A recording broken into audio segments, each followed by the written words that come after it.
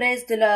तुम्ही बघू शकता मी सोयाबीन आधी 5-10 मिनिटं भिजायला का 10 मिनिटं नाही लागत, 5 मिनिटं लय झाले सोयाबीन भिजायला. बघा किती सुंदर भिजलेत बघा.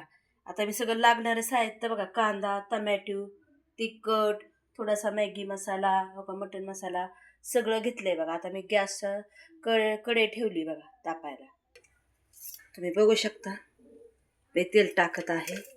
हे बघा सुक्की सोयाबीन करणार आहे बरं का.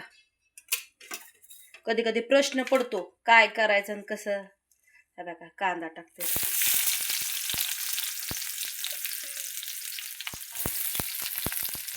टमाटो, थोडी धना कोथिंबीर त्याच्यात टाकायची, वास येतो छान. हे बघा आलंय सोप्पं आहे, तुम्हाला शिकवते मी.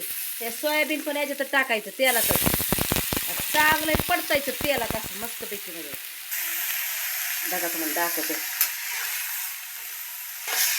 ह्याच्यातच फ्राय करायचं असं. ते चांगलं थोडंसं फ्राय होत आलं ना, मग थोडंसं मीठ पण टाकायचं, जरा मीठ मुरतं ह्याच्यात. असं जे आधीच मीठ टाकायचं चवीपुरतं बरं का. आणि सगळं हलवायचं मस्तपैकी मध्ये.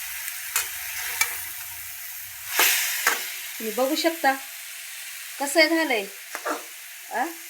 आता तुम्हाला मी असं तिखट वगैरे दाखवते बघा, टाकते. हे बघा घरातले मसाले टाकायला लागल्या. तुम्ही बघू शकता लाल तिखट, थोडीशी हळद, धना, थोडा मॅगी मसाला टाकायचा बरं का.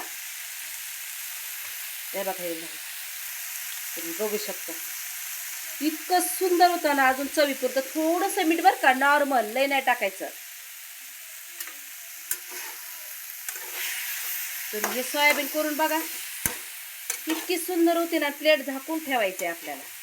तुम्ही करून बघा ही भाजी.